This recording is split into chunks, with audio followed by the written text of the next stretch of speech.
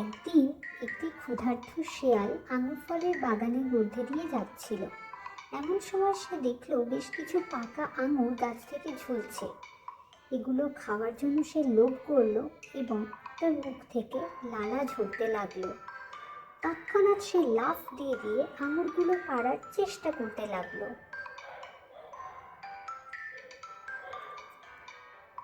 কিন্তু বারবার চেষ্টার পরেও সে ব্যর্থ হলো।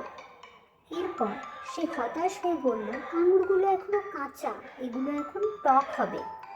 এই বলে সে সেখান থেকে ফিরে যেতে লাগলো। নীতি কথা, যা আমাদের সাধ্যের মধ্যে থাকে না আমরা সেটারই সমালোচনা করি। বন্ধুরা, ভিডিওটি ভালো লাগলে লাইক, কমেন্ট, শেয়ার এবং আমাদের চ্যানেলটি সাবস্ক্রাইব করে দিও। টাটা।